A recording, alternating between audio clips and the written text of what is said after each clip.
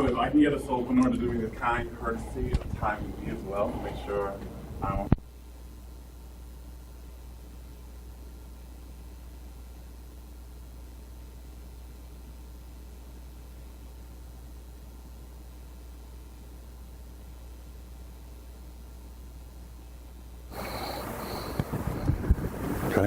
Okay, so I want to start today.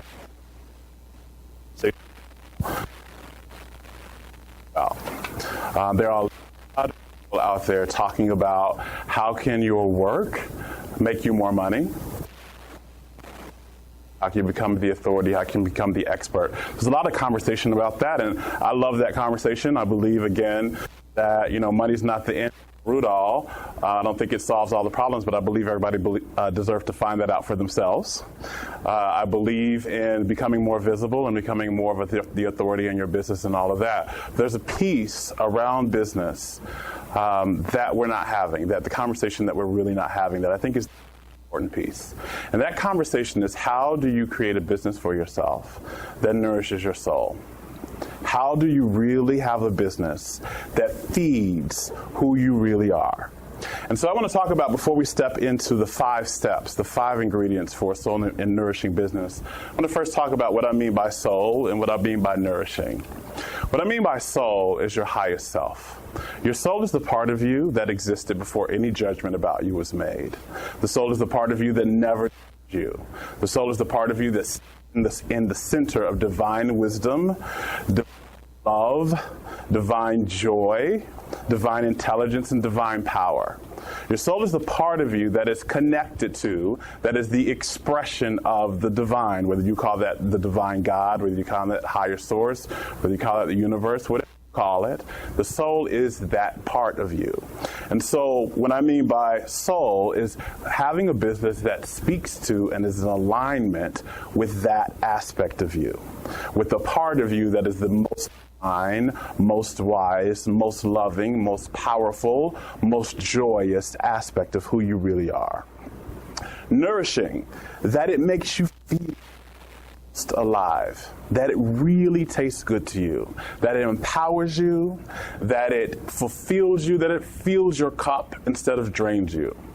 So what I want to share with you today and have the conversation with about is what I've personally learned and what I've helped now probably thousands of people actually do, is create a business. The 5 ingredients needed, like if you were baking a cake, what were the 5 ingredients you need to put in this bowl that would allow you to have a business that expresses, nourishes, empowers, uplifts, and just big hugs who you really are. So the first step well, actually, before we even get into the steps, I want you to do me a favor. I want you to close your eyes for a second. And just take a deep breath in, kind of just get recentered here.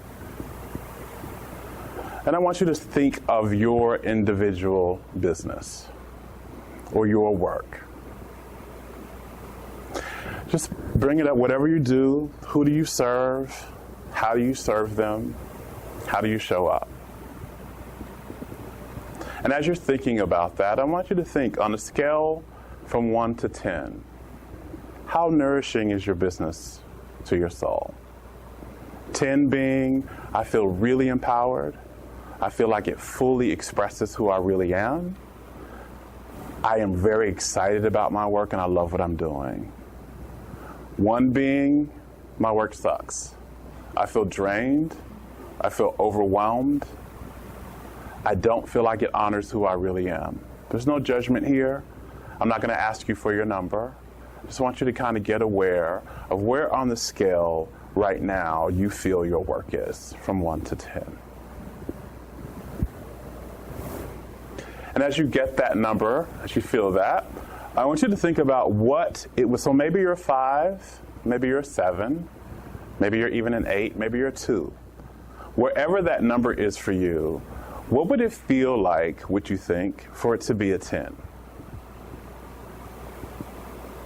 How would it feel to jump from 2 to 10, from 8 to 10, from 5 to 10? How does that feel to you as you're thinking about it, as you're looking at that? And as you've gotten that, you kind of come back to the room. You can open your eyes. and breathe in. Again, there's no judgment here. I'm not making you right or wrong here. We're just trying to see how we can have a more delicious experience in our work. And so I want to share with you the 5 things that I've personally learned in my journey, as well as the 5 things I've helped thousands of people do, and how to move that experience from wherever you are closer to a 10. So the first thing that we need to have in the pot for beginning to have a soul-nourishing business is spaciousness. Spaciousness. So when we look at our work and we think about our work, how spacious does your work feel? Do you feel like you have so much to do and there's so much on your plate and there's no time and you're going from morning to evening full, all the way full with everything to do? Or do you have space in your work where you feel like if your friend called you to go to lunch, you can do that? Do you have space to go for a walk when you want to go for a walk? Do you have space to take a vacation when you want to take a vacation? How spacious does your work feel? A lot of us have been trained that you just work from sun up to sundown. That, when I first started my business several years ago, I remember, even though I was working for myself and I determined, we have this thing we hear this thing that you become an entrepreneur because you can determine your hours. But what so many of us find is when we begin to have our business, we work almost more than we would have worked in a 9-to-5 business. You're getting up and instead of working 8 hours a day, you're working 14 hours a day. You're checking emails, you're responding to calls, you're making marketing calls, you're thinking about your business, and it starts to feel overwhelming. And so how spacious does your business feel to you? Do you have an element of spaciousness here? So when spaciousness is present in your business, the first thing it does is it allows you to be creative. Your individual, unique creativity comes out when you have a feeling of spaciousness. I don't know if any of you have felt this way, but I know when I'm busy, I don't have time to think about anything else. When I have a lot on my plate, I'm not the most creative. I may think I'm making creative decisions, but I'm actually making stressed out decisions. I'm actually making overwhelmed decisions. And I'm not really in creativity. One of the things I found out, one of the biggest things that I tell a lot of people and soulpreneurs, I love taking baths. I'm a bath type of guy. And that's kind of one of the elements of my spaciousness. And I found out that when I take a bath is when I'm actually the most creative. That's when the most creative ideas come to me, when I'm the most relaxed, when I don't have anything else to do, when there's not a whole bunch on my plate and on my to-do list. When I am in the element of relaxation and space is when I have the most brilliant ideas for work. I'm like, oh my God, I can do this event. Or, oh my God, I haven't even thought about partnering with that. And it's not when I'm like throwing all these balls in the air and I'm talking to this person, coaching this person, I have this call to do and I've got to run over here. It's when I have an element of spaciousness in my day that I am able to be very creative. Also, when you have an element of spaciousness in your work, you have relaxation. You're not having burnout. You're not stressed. You're not overwhelmed. You have a feeling, like Jay was talking about, you have a feeling of flow in your work. You can show up and there's a flow in your work. Other thing is you feel like you're operating from a full cup. One thing I know from my own journey, but I've worked with entrepreneurs all over the globe. I have, as a matter of fact, a client in Australia right now who called me and was like, you know what? I've reached all these kind of accomplishment goals that everybody says that you want to reach for your business. I've made this money. I have this amount of people in my contact list. I have this amount of people showing up for my events. But I feel like there's 17 straws in my cup and there's nothing in the cup to drink for me. And I know if we were to poll this audience here, there's many of you that can say, I kind of feel that way. I feel like if my life was a cup and the water inside of the cup was the energy that I have for myself, it actually feels like my work feels like there's 17 straws in my cup right now and I don't have enough to drink for me. I've got to, and that's one thing that happens when we don't have an element of spaciousness in our business. We try to wear so many different hats. So, for instance, I'm coaching. I'm the person that's doing like the office stuff. I'm data entering. I'm responding to emails. I'm the person that's going to networking events. I'm doing all of that, and I just don't feel like I have time, right? And that's the element of not having spaciousness. I'm going to give you a little bit of ideas about how to create more spaciousness here in a minute, but I just want to talk about for right now what it feels like when you have spaciousness in your work. So it allows your creativity and your creative juices are flowing. You're relaxed and you feel like there is a natural, comfortable flow to your life and to your work. And you're operating from a full cup and you don't feel like there's 17 different straws in you. When spaciousness is not present is when you have overwhelm. When you feel like there's just too much on your plate. You're burnt out. Now, this is something I fully believe that goes in almost contradiction to almost everything we're taught in traditional conversations around business. I do not believe that your path to success requires you to burn out your nervous system in the process. I do not believe that you have to, in order to make the money that you want, in order to get the authority level that you want and the visibility and the leverage that you want, that it requires you to be stressed. That it requires you to be angry, that it requires you to be drained. I can't tell you how many entrepreneurs I have worked with personally around the world who have achieved financial success, but they are burnt out in their nervous system, so now they're sick. They have some type of stress-related illness. Their relationships are suffering because of it. They don't have fulfilled relationships because they didn't have spaciousness enough to spend time in those areas. And they don't enjoy their work anymore. And so they come to me and they say, yeah, I made all this money, but it wasn't worth it. It wasn't worth it. Now, the money is worth it, but the path you took to it was not. And so if your journey does not include spaciousness, then you're going to burn out. And that's what we don't want. So you have overwhelm, burnout, you feel drained, and there's no creativity. You're not actually in your creative genius. Every single one of you has a creative genius. That's why you're here. Every single one of you is a soul having a human experience, and that means you have creativity, a unique creativity that is just yours, that is supposed to be expressed on the planet. You're here to deposit that. And so if it's not coming out, it's because you haven't given space enough in your life to connect to it. So one of the things that we can do to enhance spaciousness in your life is you've got to get clear on how much you want to work. How much do you want to work that allows you to have flow and relaxation?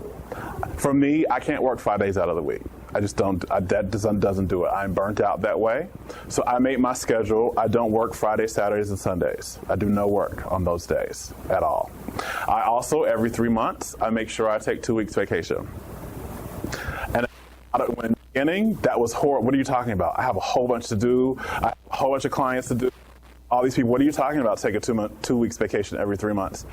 When I began to start doing that, when I just made that commitment, because I had all of this. I was here when I first started my work. I was overwhelmed. I was burned out. I was drained. And also, by the way, and we're going to talk about this in the next steps, but when you're in this space, you also start to resent your clients. Resentment starts to show up in that space. So we're going to talk about that in a second. But do that. What I found when I got myself more space in my work, when I also in my days, I only work maybe 3 or 4 hours out of the day. I don't work an 8-hour day. And the rest of that, and how I do that, I have virtual assistants that I hire that help me. I have people that do I don't do the data entry and the responding to certain emails. Some emails I have to respond to, they require me. But some of that, what can I give away that will allow me more space, and then where can I nourish myself and give myself space? So every 3 months I take 2 weeks off. I may just be at home and go for walks every day. I may take a trip if I can. Sometimes it's just I rest, and in that and because I've given myself space, I'm more creative, I'm more relaxed, I'm able to show up and serve more because I'm operating from a full cup instead of a drained cup. So spaciousness is element number 1. So think about, where can you add more spaciousness in your work? That's the question for this particular one. Where can you add more spaciousness in your work? Maybe instead of starting your day at, 8 a.m., maybe you start at 9:30 and you give yourself from 8 to 9:30 a kind of collection and relaxation and meditation time. Maybe you take an extra day off. Maybe you take a day off. I know in the beginning, I was working 7 days a week. I was literally working through Saturday. So maybe you take a day off. The next portion of this element is authenticity. Authenticity. Are you being a real, full, true self in your work? Does your work allow that for you? Are you expressing your unique talents? Are you expressing your unique gifts and skills? Is your work in alignment with your beliefs? Is it in alignment with how you want to show up in the world? When you are authentic, when your business is really working for you, actually, let me give you a personal story. When the first incarnation of my work, and I told you that I'm a spiritual teacher, I'm a spiritual life and business coach, and I'm an intuitive medium. That was not the first incarnation of my work. The first incarnation of my work, I was a life coach. And I thought I was here to serve everybody, and I was going to help them become prosperous. And so what that actually looked like in the beginning was I worked with entrepreneurs, helping them make money. And I hated it. I hated that conversation. Because one, I couldn't bring the conversation of spirit and soul. I had to bring it in the back door, right? I had to come in through the back door. And most of the people that were attracted to me weren't interested in that conversation. They didn't want to have that. They wanted to have $60,000 in the next 30 days, right? And so I knew personally that the way you're going to do that is we have to talk about some spirit and some soul work. Not just like, let's put these business practices, X, Y's, and Z's in place. We need to talk about this too. But people weren't trying to hear that. And it felt so inauthentic to me. And although I was making a lot of money, back then. It would cost somewhere between $1,500 to $2,000 a month to work with me at that time. And most people worked with me at least 6 months. So I was making a lot, and I had a full client load. And I was speaking, and it cost $10,000 back then for me to speak. And I was making a lot of money, but I hated what I was talking about. And I hated who I was talking to and how I was talking about it. I was being inauthentic. And so when I began to restructure my business around doing what I really wanted to do, which was talk about soul and spirit from the jump. If you meet me within the first minute, we're going to talk about something that spirit and soul is going to come out in the first conversation and within the first 2 sentences. Not that that has to be everybody's conversation, but that's mine, right? And when I began to center my work around who I am authentically and what I actually care about and what makes me come most alive, not only did I enjoy my work, but it felt like my work was fulfilling my purpose for why I came here, why I'm on the planet. It also began to express my unique talents, gifts, and skills, right? And my creative genius comes out in my work. My creative genius comes out because it's who I am. When authenticity is not, when your work is not fully your authentic, in alignment with your full authentic self, you feel unfulfilled. That's one of the big signs. If you have a feeling of unfulfillment in your work right now, that's almost the direct sign that what's missing in your work is you. More of you, right? Also, you begin to feel like you're betraying yourself. You feel like what you're doing, like I told you before, I felt like I was betraying myself. I was having this conversation about money, which is not what I'm really here on the planet to talk about. I love money. I love talking about it, but not in that way. And you begin to feel disintegral to your values and your beliefs, right? And the last part of that, when it's not present, is your work feels really hard to do. When it's not in alignment with you, it's hard. It feels like that's the kind of stuff that happens when you see when you're not having authenticity in your business. That's when you start to do Monday post on Facebook. Oh, it's Monday again. Right? And, oh my God, I got to clock in. And then you start to post those things. This is how I leave work on Friday. And, there's people like jumping and kicking and stuff like that. And it's like, I get it. But if it was in alignment with you, you would jump up in the morning on Monday. I am fully excited. I was telling people today, I could not wait to get here today. I could not wait to get here and do this today because I love what I do. It's me. This is me being Jerome. I'm literally paid to be Jerome Braggs. That's all I do, right? Be Jerome. And so that's the elements of authenticity. The third thing, which is the major one, is love. So, do you really love what you're doing, how you're doing it with?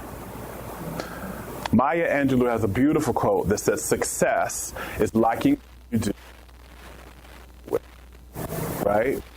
So when love is present in your work, when you actually love and come from love and are expressing the energy of love to who you're working with, it makes you feel alive. Your work makes you feel alive. You cannot wait to get to work. You to work with your clients. So I want to, again, personal example, when I was working with entrepreneurs, just entrepreneur, by the way, I wasn't working with a conscious entrepreneur, mostly. Some of them I was, but mostly they were just any entrepreneur out there. I was not feeling alive with that work. It was like, I felt like this is just something I'm doing to make money. Right? It just does not, I didn't enjoy that because those weren't the type of people that were my tribe. Talking about spirituality, they weren't caring about going in depth in their lives. They didn't care about, spiritual growth as well as financial growth. And that's me. Like, that, it doesn't have to be anybody else, but that was me. And so it didn't make me feel alive. Now that that's who I work with and that's how I work, I feel alive. I'm doing what I want. Like when you're centered in love, you do what you want to do. And you do it how you want to do it. These three elements I can do a whole nother talk on just by themselves. What you want to do, how you want to do it, and who you want to do it with, right? Centering your work in love is very important. Are you servicing your tribe, the people you really want to work with?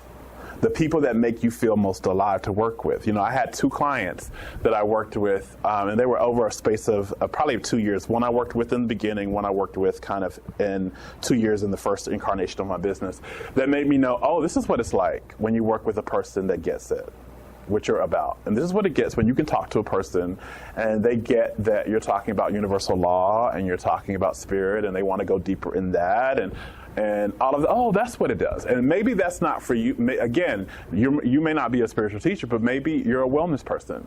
And this person's really interested in taking care of their wellness.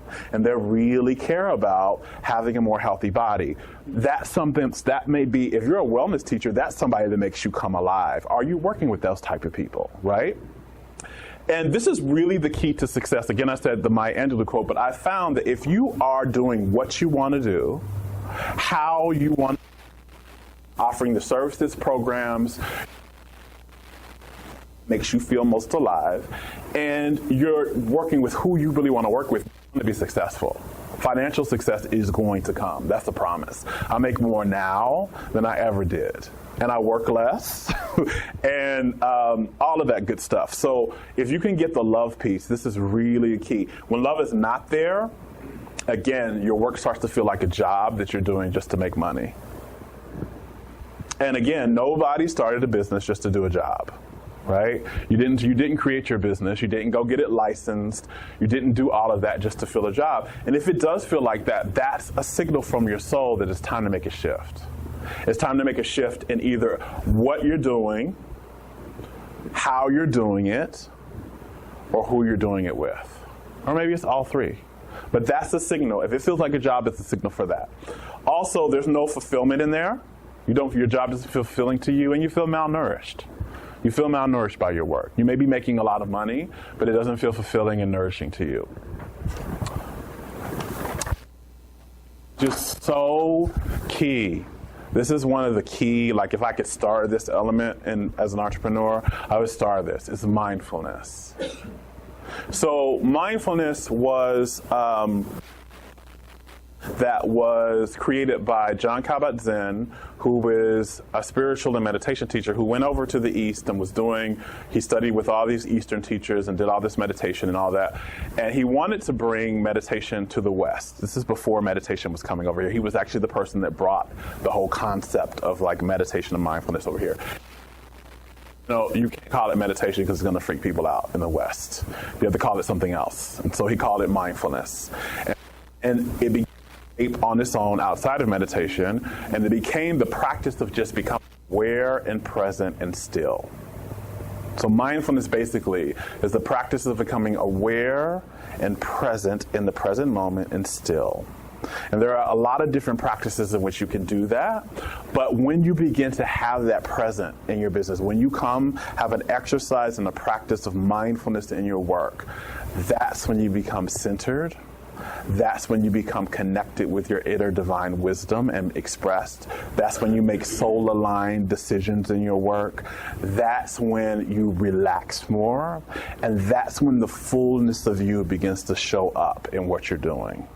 So again, when you have a mindfulness practice, whether that is daily meditation, whether that's every hour you take a break of a minute and you just breathe in deeply from your work, there's been a lot of research out there, countless studies they have done, showing the benefits of taking regular breaks throughout the day. Most of us believe that maybe the only break you need to take is lunchtime, but they've shown that not only your productivity, but your creativity, your focus, and your effectiveness really enhances, like dramatically enhances, when you take like 15-minute breaks, 10 to 15-minute breaks every hour. Every hour. There's multiple studies. You can find those. You can Google these studies. They're out there. Multiple studies that have found that when 10 to 15 minutes to just breathe, to maybe go for a walk outside, to do yoga, or to meditate. Every hour, their enjoyment of their work, their productivity, and their effectiveness skyrocketed. Practice. You feel more connected to your soul, to your higher self, to your higher power. Your work feels more connected to that. Whatever you're doing, you bring that in. You feel more present. Again, like I said, entrepreneurs, we have all these different hats. And if we're not taking time to be still and become aware everywhere. I don't know if you've ever been in a conversation with somebody. I'm guilty of this. If you've ever been in a conversation with somebody and they're talking, thinking about this email I need to respond to, or this project that I have coming up and what I need to do, I'm not even present for it. I don't even know what you said.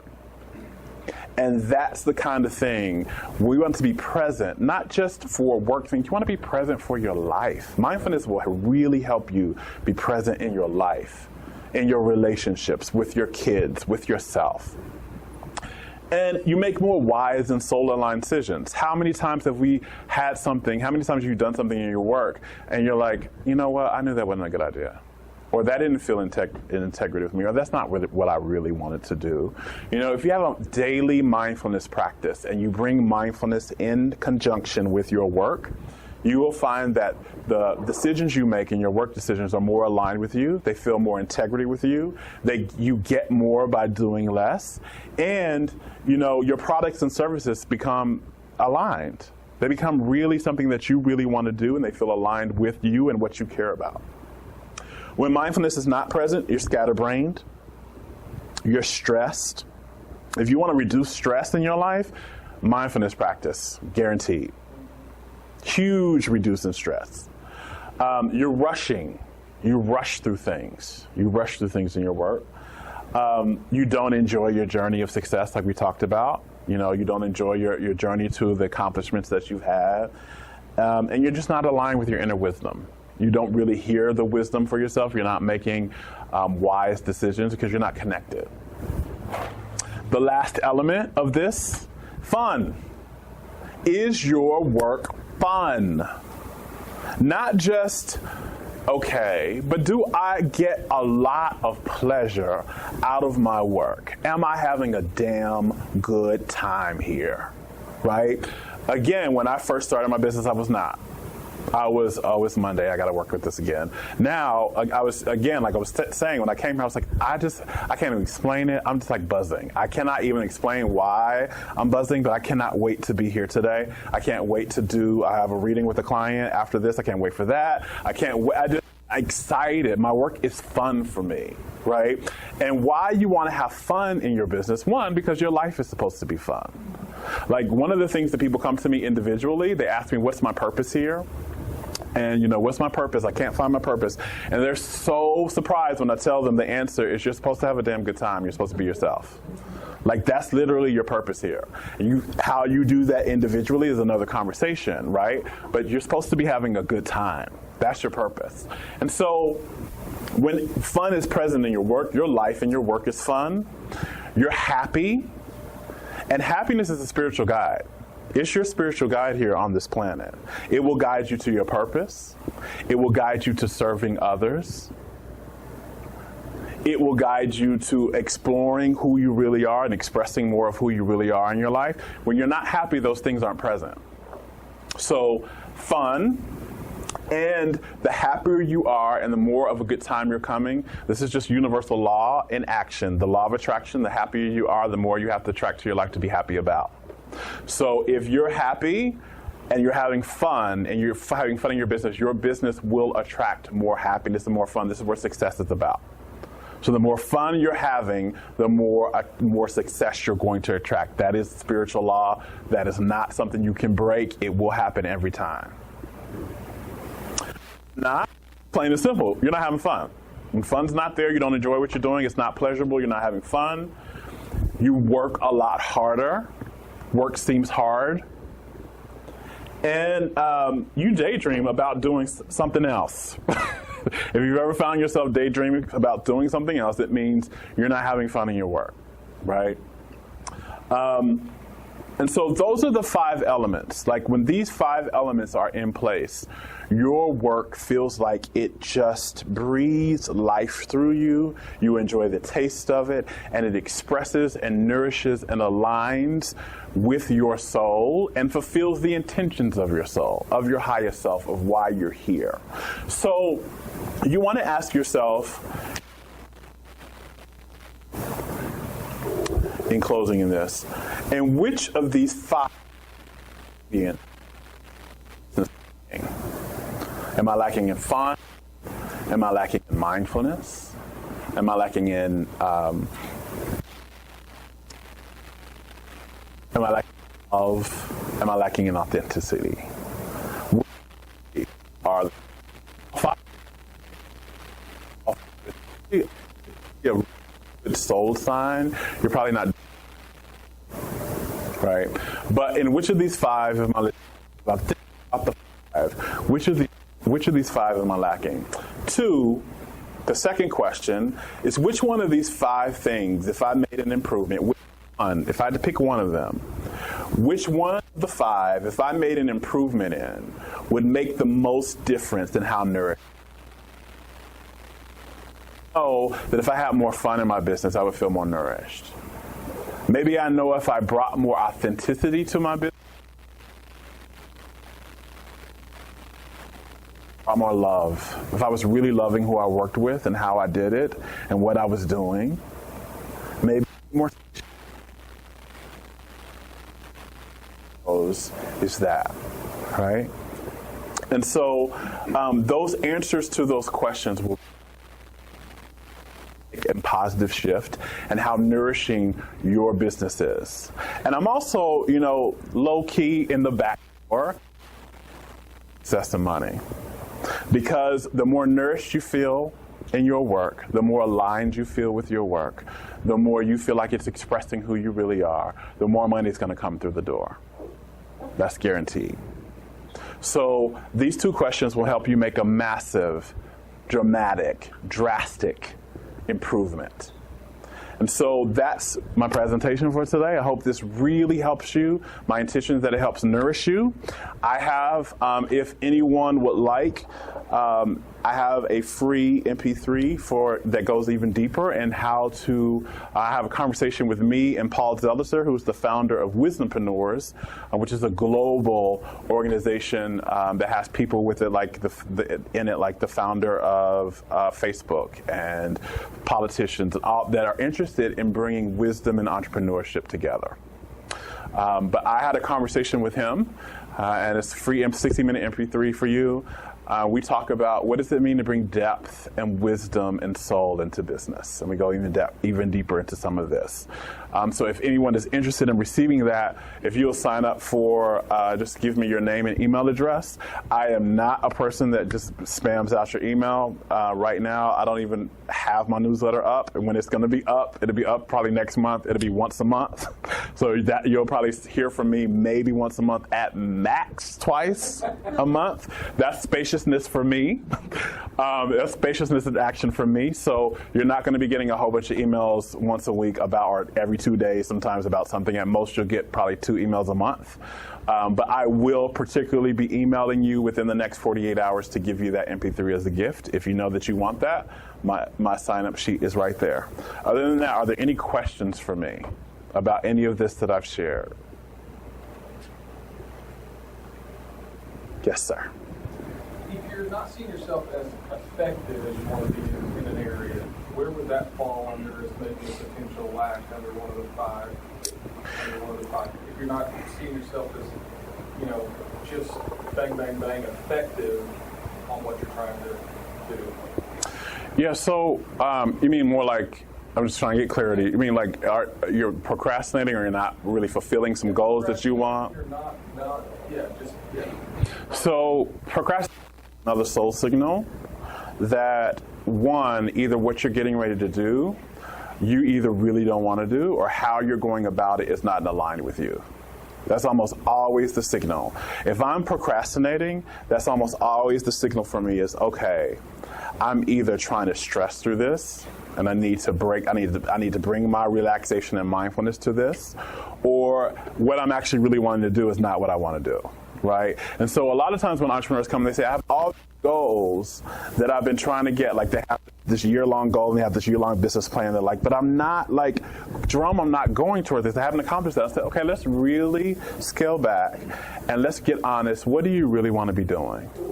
Because what ends up happening is you have all this stuff on here, and usually what's on that business plan is stuff that somebody has said to you that you should be doing, or you should accomplish, or you've heard something, and it's not really what you really wanted to do, right?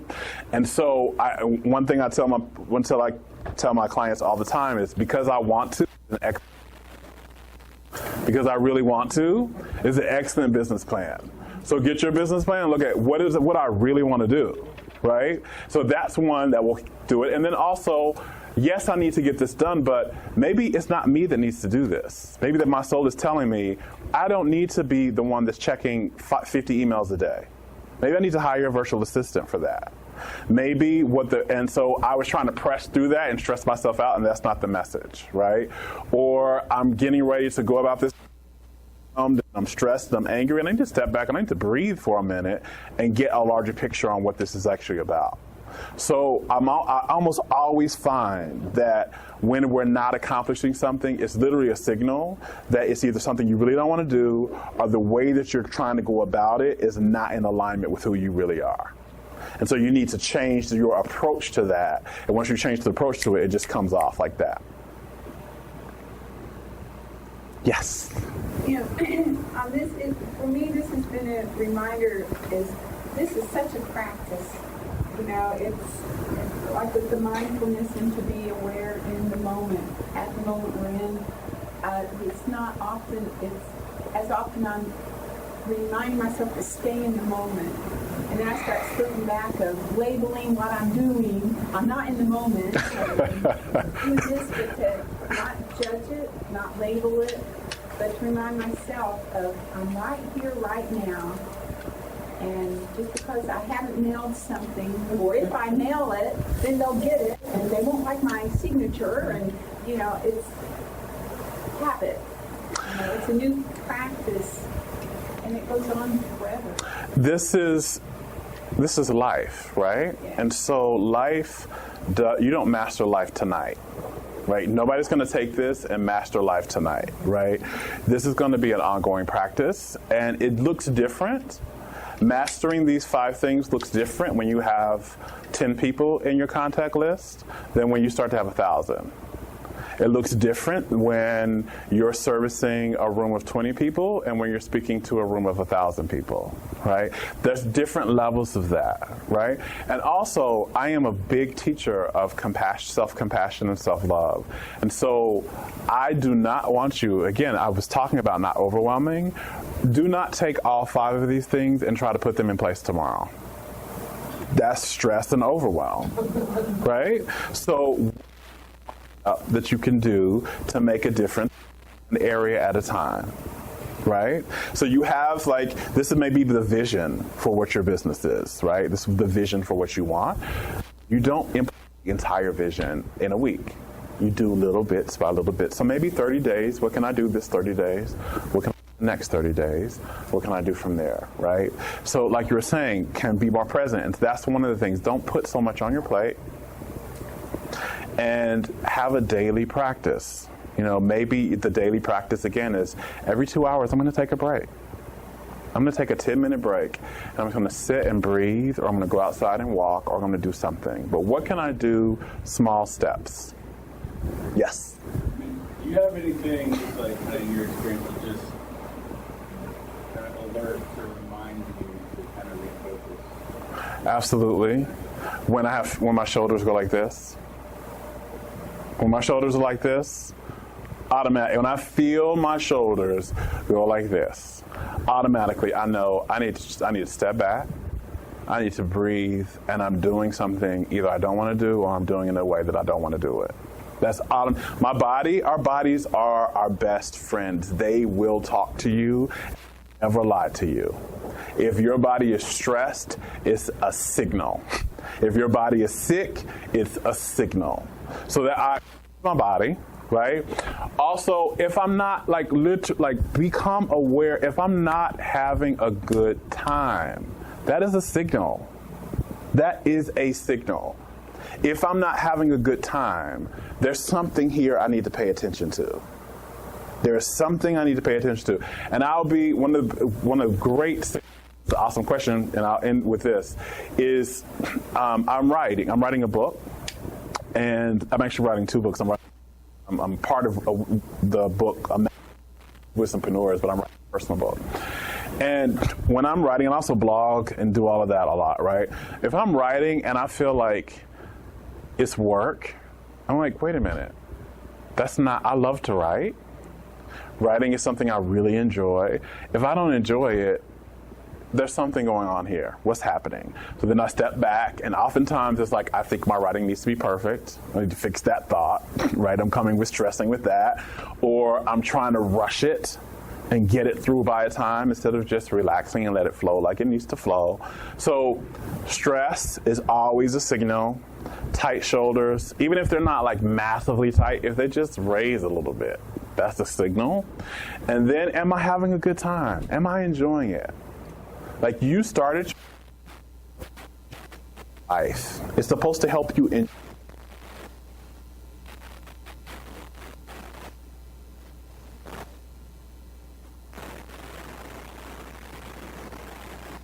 So with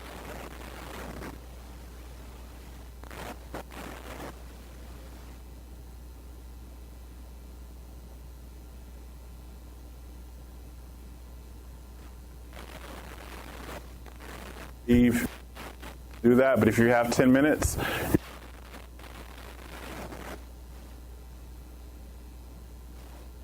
and we meet. If you're interested in coming to the next meeting, come up and let me know, because I need to tell you where we're having, because I don't know yet. We're having lunch next Tuesday, and I'm going to figure that out here in the next 30 seconds. So if you want to come,